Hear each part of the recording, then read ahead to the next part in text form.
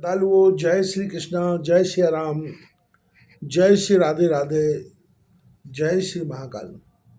इस वीडियो में आपको श्रवण कराएंगे शिशुपाल का क्रोध और भीष्म आदि का उसे समझाना। वैशंपायन जी ने कहा, हे जन्मेजय, चैदी राज शिशुपाल भगवान श्री कृष्ण की पूजा देखकर चिढ़ गया। वह क्रोधावेश में महात्मा भीष्म तथा युधिष्ठिर को तिरस्कृत करता हुआ भगवान श्री कृष्ण को फटकारने लगा। शिशुपाल कहने लगा, आश्चर्य है कि श्रेष्ठ मुनियों के समक्ष कृष्ण का पूजन हुआ। यह आमंत्रित महानुभावों का तिरस्कार है। भीष्म की मति भ्रष्ट हो गई है, जो कि कृष्ण की पूजा की अनुमति दी। कृष्ण राजा नहीं है, इसके पिता वसुदेव अभी जीवित हैं। यह आयु में भी सभी से छोटा है। यदि पांडवों ने इसे अपना हितैषी जानकर इसका पूजन किया तो यह द्रुपद से अधिक हितैषी नहीं है। यदि आचार मानकर पूजा गया है तो द्रोणाचार्य के होते ही इसका अधिकारी भी नहीं है। यदि ऋषित्व मानकर पूजन करना था तो भीष्म श्रेष्ठ है, उनकी मृत्यु होगी। हे युधिष्ठिर, बड़े शोक की बात है कि तुमने बिना विचारे उत्तम पुरुषों के रहते इस कृष्ण की अग्र पूजा की है।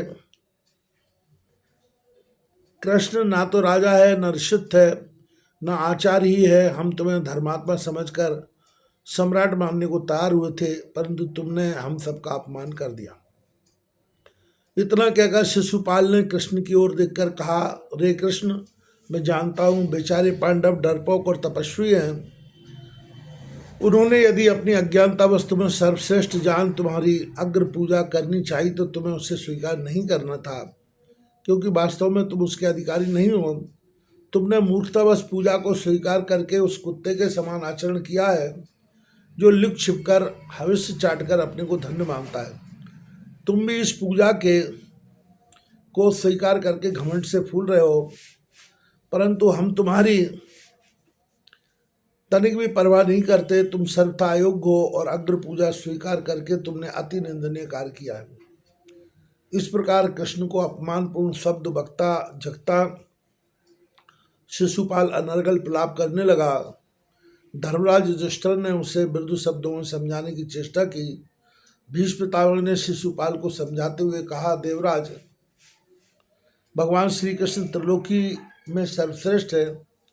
उन्होंने इस सभा में उपस्थित समस्त राजाओं को पराजित किया है, और जिसे न जीता हो उसे बताओ।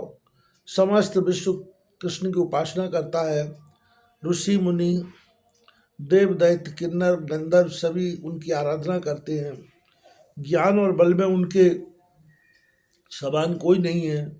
दान कौशल, शस्त्र ज्ञान, शूरता, संकोच, कीर्ति, बुद्धि, विनय, लक्ष्मी, धैर्य, तुष्टि और पुष्टि आदि सभी गुण कृष्ण में विद्वान हैं। परम ज्ञानी कृष्ण हमारे आचार्य, पिता एवं गुरु हैं। इस सभा में तुम्हारा समर्थन करने वाला यदि कोई है तो आगे आए।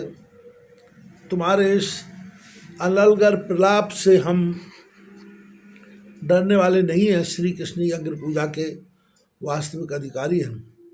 भीष्म पितामह के बाद सहदेव बोला, भगवान श्री कृष्ण इस पूजा के वास्तविक अधिकारी हैं और उन्हें उचित जानकर ही मैंने उनका पूजन किया है। जिन्हें यह पूजन सहन न हो उसके मस्तक पर मैं लात मारता हूँ।